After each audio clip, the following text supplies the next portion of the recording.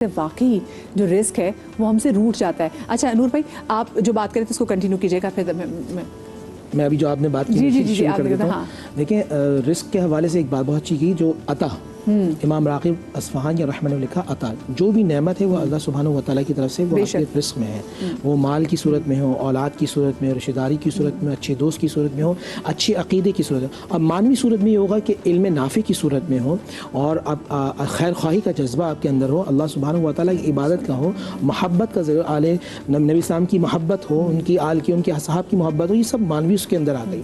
اچھا اب یہ کمی کے معاملات بھی ہوتے ہیں, بڑھتے بھی ہیں. کمی اس صورت میں ہوتی ہے کہ جب آپ کے اندر کوتاہی کے معاملات بہت زیادہ ہوں. اب رزق کے جو ظاہری معاملات اولاد کے حوالے سے, اب اس میں بھی دو چیزیں ہو گئیں. کبھی کبھی ایسا ہوتا ہے رزق ظاہراً تو بہت زیادہ ہوتا ہے مگر اس کی برکت کم ہوتی جا رہی ہوتی ہے. کبھی کبھی ایسا ہوتا ہے کہ ہم نے سنا ہے اب کیونکہ اولیاء کی اولاد میں سے ابا جان کے پاس اکثر لوگ آتے تھے کہ حضرت ہم مٹی کو ہاتھ لگاتے تھے وہ سونا ہو جاتی تھی, آج سونے کو ہاتھ لگا رہے ہیں وہ مٹی ہوتی جا رہی ہے. اس کی کئی اسباب ہوتے ہیں. ایک تو یہ معاملہ ہوتا ہے کہ آپ اللہ کے دین سے دور ہوتے جا رہے ہیں. جب آپ اللہ کے دین سے دور ہوتے جا رہے ہیں تو اللہ تعالیٰ آپ کو معاشیت آپ کو تنگ کر دیتا ہے, آپ کی اکنامی جو ہے وہ ختم ہونا شروع ہو جاتی ہے. تیسرا کہ آپ لوگوں کے بارے میں غلط سوچ رہے ہوتے ہیں. یہاں قرآن کے اندر اللہ فرماتے ہیں وَفِي السَّمَاءِ رِزْقُكُمْ, رزق کا بینک اکاؤنٹ آسمانوں میں. اچھا اللہ نے لکھا 1000 روپے آج زمین پہ اتریں گے. اب میں مثال دوں گا, میں نے بیلنس دلوایا, صحیح ہے, 1000 روپے کا 1000 MB مفت آ گئے, 1000 واٹس ایپ منٹ مفت آ گئے, 1000 جو ہے وہ کالنگ مفت آ گئے. ٹھیک ہے, اب اسی طرح آپ کا جذبہ اچھا تھا, خیر خواہی کا جذبہ تھا, تو اللہ نے برکت رکھ دی, 1000 رحمتیں لکھ دی, بیماری سے شفا لکھ دی. آپ کی سوچ غلط تھی, وَهَدَيْنَاهُ النَّجْدَيْنِ, برائی کی طرف چلے جاتے رہے تو بیماریاں آ گئی, پریشانیاں آ گئیں, تکلیف آ گئیں, آزمائش آ گئی. رزق کا وعدہ تو اللہ نے کیا ہے, آپ کا جذبہ کیسا ہے. اگر آپ نیگیٹو ہیں تو ہر چیز نیگیٹیوٹی میں جائے گی, آپ پازیٹیو ہیں تو پازیٹیو میں جائے گی.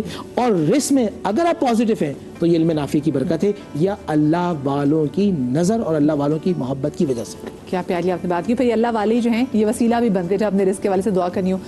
میمونہ آپا ہم آج کل کے دور میں ایسی جس سے بھی سنے وہ کہتے ہیں نہیں جی برکت ہی نہیں ہے, مہنگائی بہت ہے, لوگ کر سب کچھ رہے ہیں, ہم دیکھ رہے ہوتے ہیں ہر جگہ رش بھی ہے, لیکن ہم ایسی کیا عادات ہماری ہیں جس کی وجہ سے ہمارے رزق میں سے برکت اٹھ گئی ہے. بسم اللہ الرحمن الرحیم. آپ صلی اللہ علیہ وآلہ وسلم نے اپنے ایک صحابی سے جو ذرا جلالی مزاج کے تھے انہیں بلا کر نصیحت فرمائی کہ دیکھو تم اپنے کمزوروں کی وجہ سے رزق دیے جاتے ہو, تم یہ نہ سمجھو کہ یہ تمہارے نصیب کا رزق ہے. جو تمہارے دسترخوان پہ بزرگ ہیں اور جو بچے ہیں, جو بے بس ہیں, جو کمزور ہیں, ضعیف ہیں, اللہ تعالیٰ تمہیں ان کا رزق دے رہا ہے. حضرت موسیٰ علیہ السلام ایک مرتبہ گزر رہے تھے تو انہیں کسی نے پکڑ کے کہا آپ اللہ کے کلیم ہیں, الکلیم اللہ ہیں, آپ جا رہے ہیں, اللہ کے رسول ہیں, میرے لیے دعا کیجیے گا, میں فاقوں سے تنگ آ گیا. تو آپ جا کے اللہ سے یہ کہہ دیں میرا جتنا رزق ہے ایک ساتھی دے دے. تو اللہ تعالیٰ نے ان کی دعا قبول کرتے ہوئے سیدنا موسیٰ بھی وہیں تھے, فرشتے اونٹوں پہ لاد کے اناج لے چلے اور انہیں لے جا کے دے دیا. کچھ عرصے کے بعد, سال 1.5 سال کے بعد سیدنا موسیٰ کا دوبارہ گزر ہوا تو ایک دسترخوان لگا ہے, بڑی اعلیٰ پوشاک پہنے ہوئے, کوئی سب کو تقسیم کر رہا ہے اور ان کو بھی روک کے کہتے ہیں کہ آپ تشریف رکھیے, کھانا کھائیے. تو سیدنا موسیٰ انہیں دیکھتے ہیں کہ تو بادشاہی سارا دسترخوان اور محل اور گھر بار لگ رہا ہے, تو غور سے اسے دیکھتے ہیں تو کہتے ہیں آپ نے مجھے پہچانا نہیں یا رسول اللہ, میں وہی فقیر ہوں. تو کہنے لگے کھانا تو میں بعد میں کھاؤں گا, پہلے میں اللہ کے پاس جا رہا ہوں, میں نے تمہاری یہ حالت تو نہیں دیکھی تھی, نہیں سوچی تھی.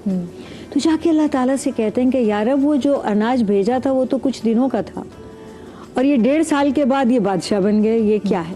تو انہوں نے کہا جب ان کے پاس اناج پہنچا نا تو انہوں نے اپنے علاقے کے سارے فقیر اکٹھے کیے اور کہا کہ میں بھی اتنا عرصہ بھوکا پیٹ رہا تو مجھے پتا ہے کہ اس کی تکلیف اور اس کا دکھ کیسا ہوتا ہے, تو آپ سب میرے ساتھ مل کر کھاؤ. وہ رزق بانٹنے سے بڑھتا ہے. تو رزق اس نے بانٹ لیا تو اس نے تو میرے ساتھ تجارت کر لی, تو کیا جو میرے ساتھ تجارت کرے گا وہ گھاٹے میں رہے گا.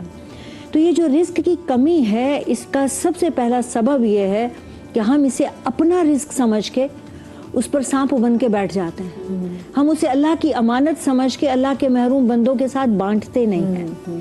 اور جب ہم یہ کرتے ہیں تو پھر وہ قرآن میں خود ہی کہتا ہے کہ وہ پھر ایک دانہ ہے, اس دانے میں پھر 7 بالی ہیں اور ہر بالی پہ 100 دانے ہیں, تو 700 دانے تو ایک دانے کے بدلے میں اس دنیا میں ہی وہ دے رہا ہے, اور جو اپنے پاس رکھے گا وہ کیا ہے.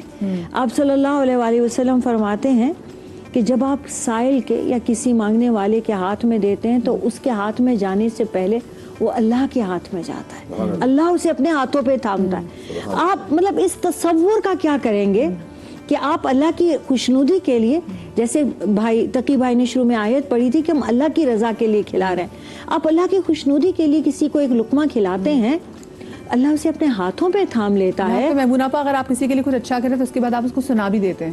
وہ بھی قرآن نے کہا ہے کہ اس سے بہتر ہے کہ نہ دو، تم آسرا ہی دے دو، زبان سے سہارا دے دو، نہ دو. لیکن بالکل قول معروف صدقہ. اور بات یہ ہے کہ اللہ تعالیٰ کے رسول علیہ الصلوۃ والسلام نے فرمایا ہے جس کو اپنی عمر میں اور رزق میں بڑھاوا برکت چاہیے ہو، اسے چاہیے کہ والدین کی فرما برداری کرے، اس نے سلوک کرے اور رشتہ داروں کے ساتھ صلہ رحمی کرے. اب یہ رزق کی کمی، ان ساری باتوں کو آپ غور کیجئے. نہ آج ہم قطع تعلق کرنے میں دیر کرتے ہیں، صلہ رحمی ہم سے نہیں ہوتی، جنازے چھوڑ دیتے ہیں، والدین کی نافرمانیاں ہوتی ہیں، ہمسائیگی میں جنازے ہو رہے ہیں، پتہ نہیں ہے، تعزیت کا پتہ نہیں، تیمارداری کا پتہ نہیں. اور آل رسول علیہ الصلوۃ والسلام، اصحاب رسول علیہ الصلوۃ والسلام خود آپ صلی اللہ علیہ وآلہ وسلم کی سیرت سے یکسر دور ہیں.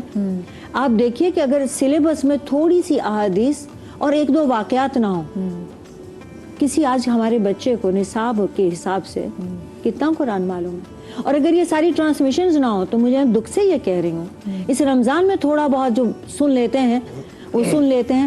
کس کو معلوم ہے سیرت پاک؟ کس کو معلوم ہے یہ سب امہات المومنین، صحابہ کے واقعات، سیرت ہماری، تاریخ ہماری، وہ 800 سال جو ہمارے دین نے، ہمارے اسلام نے حکومت کی پوری دنیا پہ، کس وجہ سے کی؟ اسی وجہ سے. بلکہ تاریخ کے اگر میمونہ پا دیکھا جائے بہت سارے پنے تو ہمیں ملتے نہیں ہیں. اگر ہم حسین کے حوالے سے، حسین کریمین کے حوالے سے بات بھی کریں تو ان کا بچپنا تو ہمیں مل جاتا ہے نبی کی گود میں کھیلتے ہوئے، لیکن ان کا لڑکپن جو ہے وہ بھی ہمیں نہیں ملتا. ایسی بہت ساری چیزیں مجھے لگتا ہے جو پہنچی نہیں ہم. چلے مدیحہ جو ملتی ہیں وہ بھی کہاں معلوم ہے، چند ایک یا علماء کا ایک گروپ ہوگا وہ جانتے ہوں گے، یا کبھی کوئی مجالس میں ذکر ہو جاتا ہوگا، یا اب یہاں ٹرانسمیشنز میں تھوڑا بہت ہو جاتا ہے. اس کو باقاعدگی سے بتانے کا اہتمام ہونا چاہیے. میری یہ درخواست ہے. اس کا مطلب یہ ذکر اور یہ علم بھی بہت بڑا رزق ہے. یہ بہت بڑا رزق ہے. علم تو ہے ہی رزق، ایمان کے بعد سب سے بڑا رزق یہ علم ہے، تو اس کو پھیلانا بھی رزق ہے. اچھا، اس میں اضافہ ہے. اور جیسے ابھی میمونہ پر یہ بات کی ہے کہ جب ماں باپ سے جب نافرمانی کرتے ہیں، اور ہم علامہ صاحب دیکھتے ہیں اپنے رزق کو بہترین سے بہتر کرنے کے چکر میں لوگ ملک سے باہر بھی چلے جاتے ہیں اور پیچھے سے ماں باپ کو ابینڈن کیا ہوا ہے. اور بہت سارے لوگ تو کہتے ہیں جی کہ ہماری نوکری میں کچھ ایسے پریشانیاں تھیں، بیوی سے نہیں بن رہی تھی، اور وہ اپنے ماں باپ کو اولڈ ایج ہومز میں چھوڑ دیتے ہیں.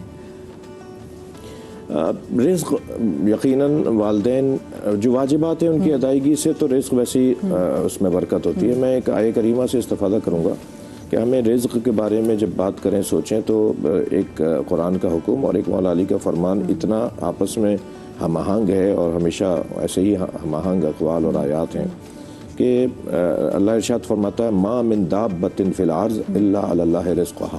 زمین پر کوئی رینگنے والا، چلنے والا وجود ہی نہیں ہے مگر اس کے رزق کی ذمہ داری میں نے لی ہے. مولا علی علیہ السلام فرماتے ہیں کہ رزق دو طرح کے ہوتے ہیں، کچھ وہ ہوتے ہیں جن کے پیچھے تم جاتے ہو، اور کچھ وہ ہوتے ہیں جو تمہارے پیچھے آتے ہیں. تو جو تمہارے پیچھے رزق آ رہا ہے اس رزق کو تم تلاش کرنے نہیں جاؤ. کچھ رزق ہیں جو تمہیں پھر مولا نے فرمایا کہ اپنے اوقات کو 3 وقتوں میں تقسیم کرو. اللہ سے عبادت کا وقت، اپنے خانوادے سے، اپنے بچوں سے ملاقات کا وقت، اور رزق کی تلاش کا وقت، محنت اور مشقت کا. اسی طرح ہمیں اس بات کی طرف بھی توجہ کرنے کی ضرورت ہے کہ جو کام، میں ایک حدیث قدسی کما نقل جس طرح نقل ہوا ہے، ممکن ہے کہ سندی طور پہ اس کے اندر کوئی بحث ہو، لیکن بہت حسین پیغام ہے کہ اللہ ارشاد فرماتا ہے حدیث قدسی میں کہ میرے بندوں کو میں نے ایک کام دیا تھا، انہوں نے وہ میرے اوپر چھوڑ دیا، اور میں نے ایک کام خود لیا تھا، وہ انہوں نے خود لے لیا. میں نے رزق کی ذمہ داری لی تھی، انہوں نے خود تلاش کرنا شروع کر دیا، اور میں نے ان پہ ڈالا تھا کہ میری اطاعت کریں، تو وہ انہوں نے مجھ پہ چھوڑ دیا، اللہ معاف کر دے گا. اللہ اکبر. تو ہم اگر اطاعت پروردگار میں رہیں، اور جب اطاعت الہی کریں گے تو ظاہر ہے محنت مشقت اس کا حصہ ہے، کوشش اور تلاش اس کا حصہ ہے.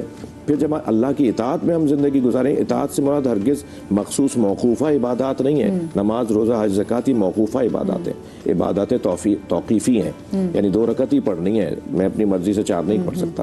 لیکن جو عبادات غیر توقیفی ہیں یعنی اس وقت بھی اگر ہم قربت اللہ یہ بات کر رہے ہیں تو یہ عبادت ہے, اس کے یہ عبادت ہے. تو ہم اللہ کی اطاعت میں زندگی گزارے ہیں, اس نے کہا رزق میں دوں گا. تو یہ دو کام اگر بندے سمجھ لیں کہ جس کا جو کام ہے وہ کرے گا تو یقیناً کامیابی رہے گی. بالکل. اور جس سے امام متقیان کا قول بھی ہے نا کہ کبھی اپنے رزق کے لیے اپنا دین کبھی خراب نہ کرو, کیونکہ تمہارا رزق تمہیں بالکل ویسے تلاش کرتا ہے جیسے موت. سو وہ ایک چیز اللہ پاک نے لکھی ہوئی آسمانوں میں کہ آپ کو کتنا ملے گا. مجھے بتائیں تقی بھائی کہ ہم اپنے گھروں میں ایسی کون سی چیزیں کریں, ایسے کون سے اعمال کریں جس سے اللہ پاک کے رزق کی فراوانی ہوگی؟ اس حوالے سے میں صرف اگر ایک لفظ میں ادا کروں تو کہ گناہ نہ کریں, جو قبلہ نے بیان فرمایا اطاعت و بندگی میں چلے جاؤ اور معصیت پروردگار نہ کریں. خود مولا متقیان المومنین حضرت علی بن ابی طالب صلی اللہ علیہ وسلم دعائے کمیل کے اندر یہ جملہ شاہ فرماتے ہیں کہ اللہم اغفر لی الذنوب التي تنزل البلاء, پروردگار میرے ان گناہوں کو معاف کر دے کہ جن سے بلائیں نازل ہوتی ہیں. اور پھر ایک خود مولا متقیان کی روایت ہے جس میں انہوں نے 34 اسباب کو بیان فرمایا ہے کہ جس کی وجہ سے رزق میں کمی ہو جاتی ہے. ان 34 کا خلاصہ اگر ہم عرض کرنے کی کوشش کریں تو یہ ہے کہ کچھ کا تعلق عبادات سے ہے جس میں عبادات میں کوتاہی ہوتی ہے, کچھ کا تعلق اجتماعیات سے ہے اس میں کوتاہی ہوتی ہے, کچھ کا تعلق معاملات سے ہے اس میں کوتاہی ہوتی ہے, کچھ کا تعلق خود اقتصادیات سے ہے اس کے اندر کوتاہی ہوتی ہے, کاہل ہوتا ہے انسان. جی جی. تو اگر ہم ساتھ ساتھ قرآن کی آیتوں کو بھی لیتے جائیں کہ مثال کے طور پر بہت دفعہ ایسا ہوتا ہے, اور خود حضور سرور کائنات کے زمانے میں مرتبہ ایک مقام سے گزر رہے تھے تو آپ نے دیکھا کہ کچھ لوگ بیٹھے ہوئے ان کے بیلچے پڑے ہوئے ہیں کہ ما انتم, تم کون ہو؟ کہنے لگے کہ نحن المتوکلون, ہم خدا پر بھروسہ کرنے والے ہیں. تو اسی وقت حضور صلی اللہ علیہ وسلم نے شاہ فرمایا بل انتم متکلون, بلکہ تم دوسروں پر بوجھ بننے والے ہو. اگر تم اس طرح سے بیٹھے رہو گے تو تمہارا خرچہ پانی کون دے گا؟ اور قرآن کریم کی آیت یہ ہے حتیٰ جمعے کے دن جو اسلامی اعتبار سے رسمی چھٹی کا دن ہونا چاہیے اس کے بارے میں بھی ہے کہ اگر نماز جمعہ سے تم فارغ ہو گئے ہو فَإِذَا قُضِيَتِ الصَّلَاةُ فَانْتَشِرُوا فِي الْأَرْضِ وَابْتَغُوا مِنْ فَضْلِ اللَّهِ, جب تم نماز سے فارغ ہو جاؤ تو زمین میں پھیل جاؤ اور اللہ کا رزق تلاش کرو. یعنی اس دن بھی تمہاری چھٹی نہیں ہونی چاہیے, اس دن بھی تمہیں کام کرنا ہے. تو ایک بات تو یہ ہے کہ ہمارا نوجوان اپنا وقت ضائع نہ کریں, بھرپور طریقے سے باہر نکلیں, محنت مشقت کریں. اور روایت کا جملہ یہ ہے کہ عبادت کے 70 حصے ہیں, افضل ترین حصہ اس کے اندر اس کے حلال کمانا ہے. دوسری بات یہ ہے کہ 2 نمبری نہ کریں, کیونکہ میں جس ماحول کے اندر, جس ماحول کا مطلب یہ ہے کہ ہم پورا ملک جس ماحول سے گزر رہا ہے اور پوری یعنی عالمی سطح پر بھی اگر دیکھیں تو خیانت نہ کریں. جس کا رسول صادق اور امین ہو اس کا ماننے والا کبھی بھی خیانت نہیں کر سکتا. اور قرآن کریم کی آیت یہ ہے کہ بسم اللہ الرحمن الرحیم ویل للمطففین الذین اذا اکتالوا علی الناس یستوفون واذا کالوہم او وزنوہم یخسرون, کہ افسوس ہے اور ویل ہے ان افراد کے اوپر کہ جو ناپ تول کے اندر کمی کرتے ہیں. جب وہ خود خریدنے کے لیے جاتے ہیں تو پورا پورا لے کر آتے ہیں, لیکن ان سے جب کوئی خریدنے کے لیے آتا ہے تو اس میں ڈنڈی مارتے ہیں. تو یہ تو تاکہ بھائی ہم تو رمضان المبارک میں دیکھتے ہیں اللہ پاک نے شیطان کو تو قید کر دیا, اب انسان کھلے پھر رہے ہیں. آپ بازاروں میں چلے جائیں کوئی چیز لینے کے لیے, کوئی جو غریب بندہ وہ تو اچھے افطار بھی نہیں کر سکتا. بے شک ایسے محسوس ہوتا ہے. اور پھر اسے پتہ چلتا ہے کہ ہم سارا سال جو شیطان کو بلیم کرتے رہتے ہیں وہ شیطان اتنا قصوروار نہیں جتنا ہمارا نفس خود قصوروار ہے. تو ایک بات تو یہ کہ اب توقع ضائع نہ کریں, خیانت سے کام نہ کریں. اور پھر یہ کہ جس طریقے سے میمونہ صاحبہ نے بات کی کہ اس کو تقسیم کرنے کی کوشش کریں اور اپنا دسترخوان وسیع سے وسیع کرنے کی کوشش کریں. اہل بیت اطہار علیہم السلام کا طریقہ یہ ہوتا تھا کہ بہت کم آتے تھے لیکن جمع کرنے کے لیے نہیں, خرچ کرنے کے لیے.